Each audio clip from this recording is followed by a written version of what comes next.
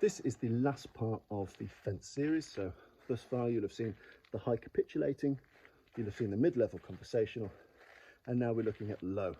And typically when we've got a low fence, it's where we're trying to keep the conversation more placid. So sometimes your talking hands can drift a little bit low because you don't want them to be too threatening, too much in the face or space of the opponent.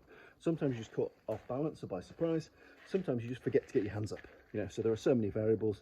And in the Bartitsu Lab, we always practice from a shizentai as well. Shizentai just means natural readiness. So here, I need to be able to punch well from here as I do from here.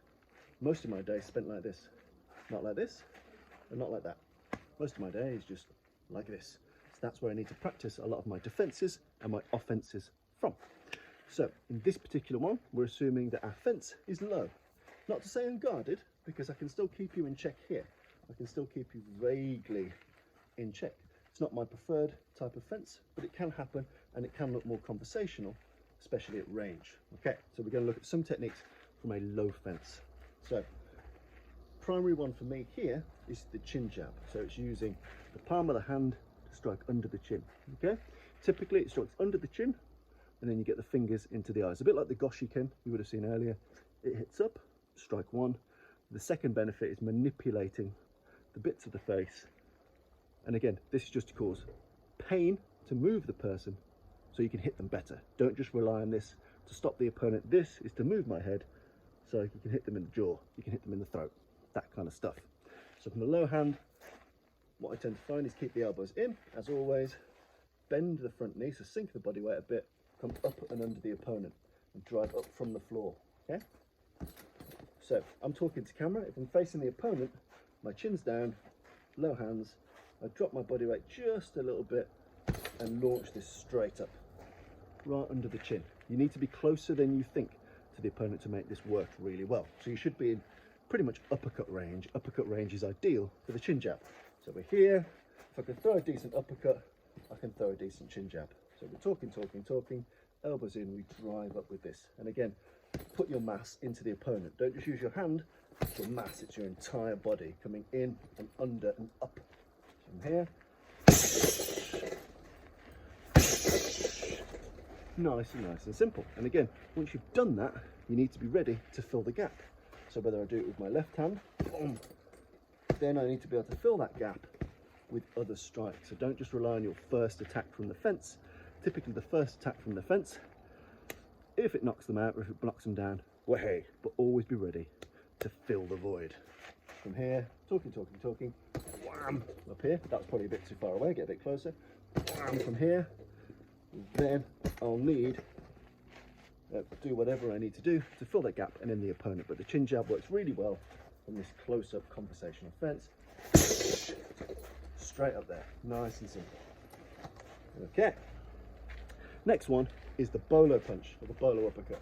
Let me just repair this punch back. So the bolo uppercut typically reverses. So a normal uppercut from here just comes straight up and out. A bolo will roll backwards a little bit first. So a bit like you're cutting your way through vegetation, you typically roll the hand a little bit back and you sweep up. With the bolo, we roll our hand back and up. And typically I like to use a bolo style shovel hook, which means it comes at 45 degrees. So we're talking here, we swoop and we hit, typically into the throat or into the jaw. We roll and we hit. Again, when we roll, we make sure our body comes back with it. And when we hit, after we've hit with this, we need to be ready to fill that gap. So low hands here, you do a normal kind of gesture, and hit straight up. So it goes backwards a little bit, a backwards C motion, and then fires up. And again, whether you want to do it as a true uppercut, straight up the middle, or as a bolo that comes at 45 degrees, completely up to you. But that roll is really, really important. So from a low conversational fence, from here, we roll and we strike. So straight up there. And again, be ready to fill that gap. Talking, small C, bolo uppercut. Okay, just going to lock this up. There we go.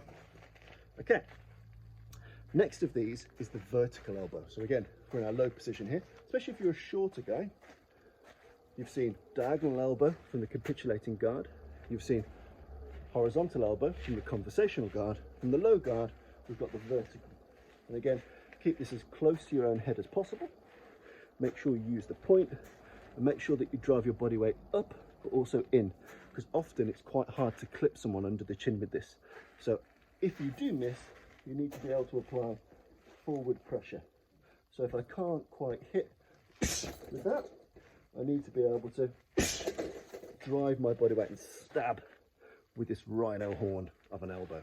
Okay, so from here, this works quite well off the lead hand. Yeah, the other strikes that you've seen can come from either hand. This one works well off the lead hand especially, boom, because then I can use my right hand to fill that gap. So talking, talking. You've got that ability to launch this elbow straight up. Great targets for this are in the solar plexus, in the throat, or under the jaw. So talking, smash up. And remember, not only does the energy go up, but it also goes in. I'm not just going whip, boom, because it can be part thrust, part upward cutting technique here. If I don't quite nail the upward shot, I can still use my body weight to drive that horn in. So from here, low hands, bang. And again, be always ready to smash in with something else. And then finally, from a low hand position, which I quite like, is to fire the headbutt. Now, from the low talking hands position, this is quite good if they've also got their hands relatively low. And it goes a bit like this. I talk, I put my hands where their hands are. So typically between their forearm and their wrist, and I have my hands checked in those places. So we're talking, you're checking those hands. At that moment, once you know where both hands are, you can bend your front knee and drive the hard bony bit of your forehead down onto their jaw, down onto their nose, onto their jaw, or if you're smaller, drive your head up into the jaw, into the throat. So I'll show two variations, but make sure you check both hands so you know where those hands are. So from here, I drive my head straight forward, like a sneeze. I use my back muscles, I drive that forward, keeping my chin tucked and hitting with the hard bit of my forearm.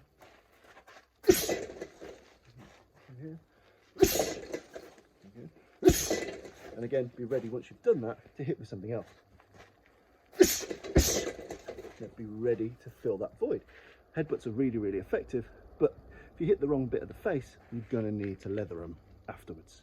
So again, use your back muscles, use your legs, bend your front knee, explode with it, and then be ready to fill the gap.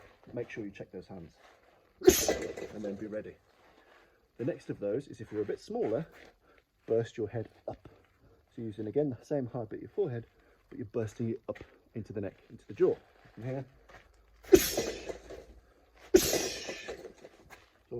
talking, same checking the hands, drive that head up. And again, be ready to fill that with another technique. Whatever you want to do. So, in summary, with low hands, make sure you check the hands of the opponent. That's really important. Always be ready to strike.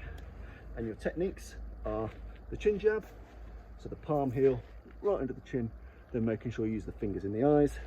You've got your bolo punch where the hand rolls a little bit back and then launches into a vicious whipping uppercut, whether it's traditional or shovel. You've got the vertical elbow, which can spear up or in to the opponent. And you've got the headbutts, which drop down or up into the opponent's face, neck, that kind of region. So hopefully you've enjoyed that series of using the fence. This is how we use the fence as part of the Bartitsu Lab. I've been Tommy Moore. Thank you.